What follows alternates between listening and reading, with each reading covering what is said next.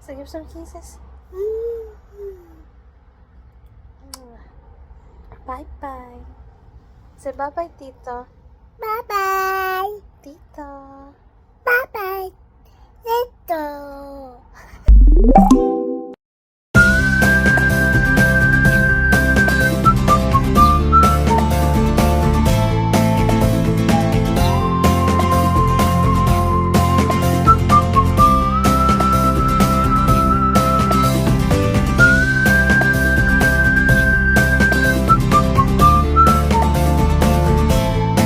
Ganito na ngayon ang mga halaman ko, guys. Ang ganda ng tubo kasi sagana po sila sa tubig dahil umuulan.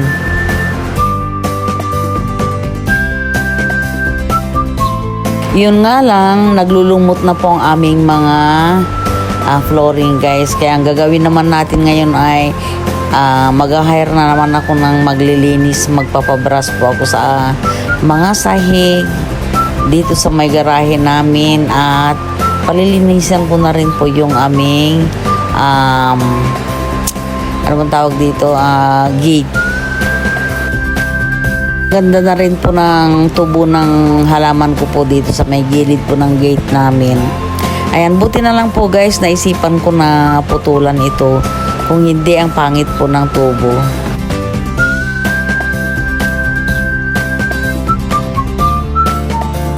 At ito na rin po yung swimming pool po namin. Ang ginagawa ko po rito ay araw-araw po ay nagbabakwas ako para sa ganun po malinis po lagi yung ating tubig.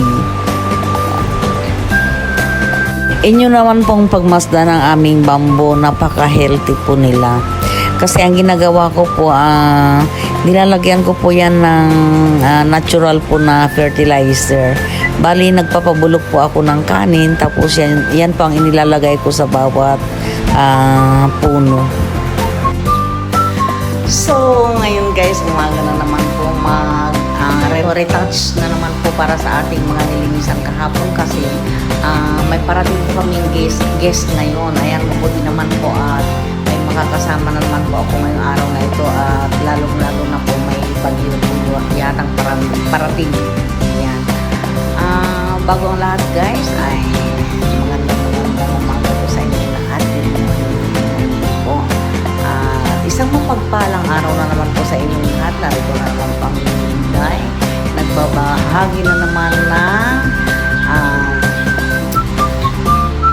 mga gawaing bahay ngayong umaga na ito. Ayan. Happy Monday po pala sa inyong lahat. Dito mo naman makikita, guys, ang dining area, living room at kitchen. Ayan. Dito po ay libre ang aming pagluluto, ganyan. Libre din pong gamitin ng ref at may TV rin po. Ayan. Lahat-lahat po ay libreng gamitin dito. Kung ano po yung naandyan, iyan po ang gagamitin po ninyo for free.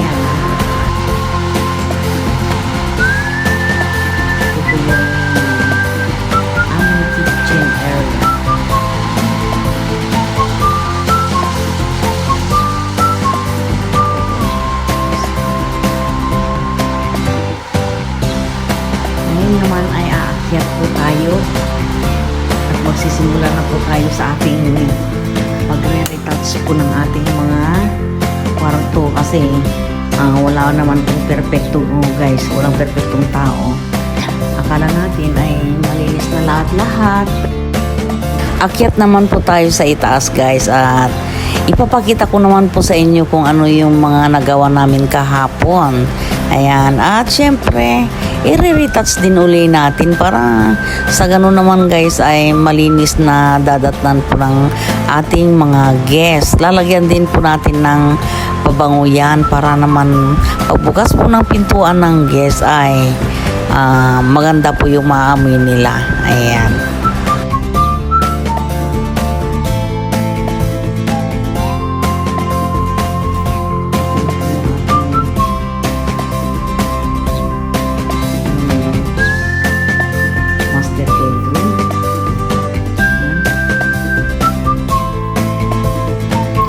pala ako bumaba para kuhanin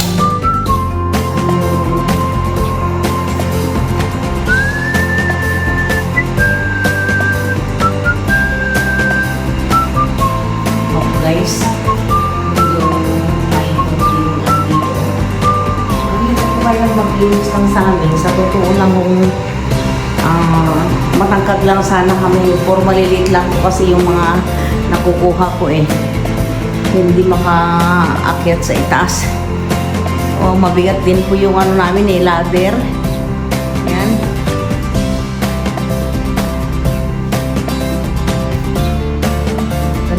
Ganito po ang bagong ano ngayon posisyon ng aming higaan. Papakita ko sa inyo.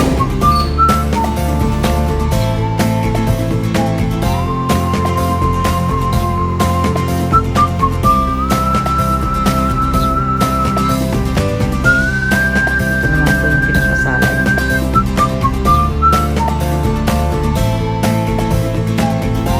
Ito naman po yung terrace o veranda.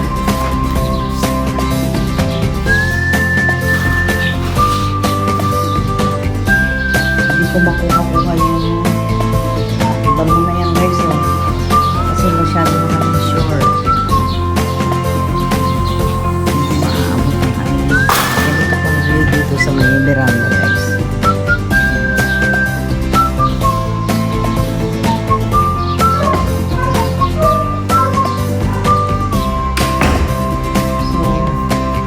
Papakita ko naman po sa inyo yung kwarto dito. Yung ginawa namin kahapon. Ayan naman po, panibagong style na naman po ang ginawa nila. So, okay lang. At least, naayos, diba? Ayan, bagong design. Ewan kung sino nakapag-isip niyan. Baka si Sarah. May bago na naman po akong recruit. Mga self-supporting student. Hindi ba kung gano'n na lang ang gagawin ko pala kaysa sa kukuha ako ng permanente dito. Nagiging nagiging uli sa buhay ko. Ay, Diyos ko po.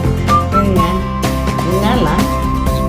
Tulad po ng sinabi ko, wala naman pong perfectong tao talaga. At hindi ko pare-pareho ang pag-ugali ng isang tao. Ito yung amin ang ngayon.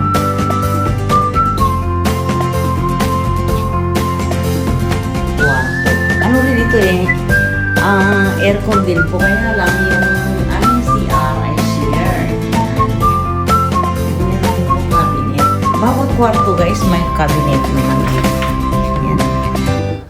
Dahil, syempre, wala naman pong long term na nagre-renta dito. Kaya, ayan lang po ang mga nakalagay dyan. Ito, kanina guys, nililinis ko ito ng ulit. Malinis naman na kaya lang. Gusto ko lang maalis po yung mga mancha-mancha. O may pagbabago naman.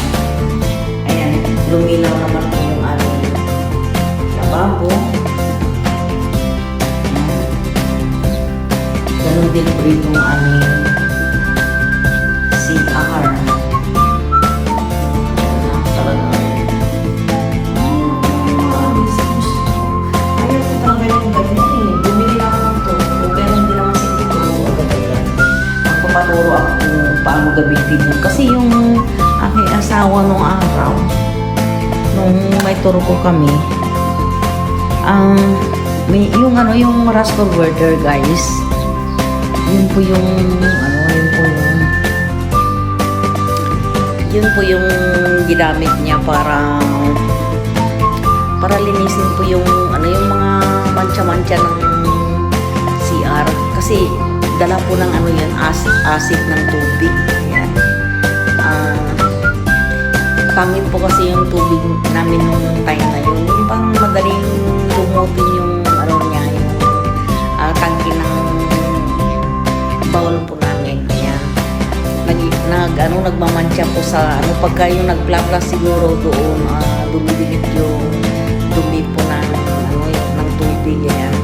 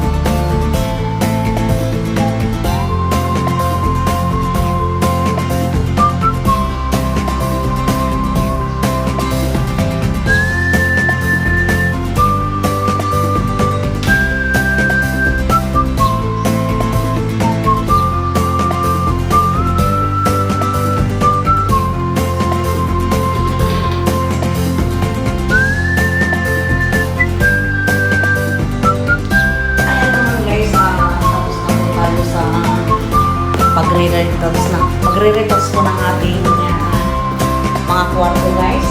Dito naman po tayo sa iba. Nakapagwalis na rin po ang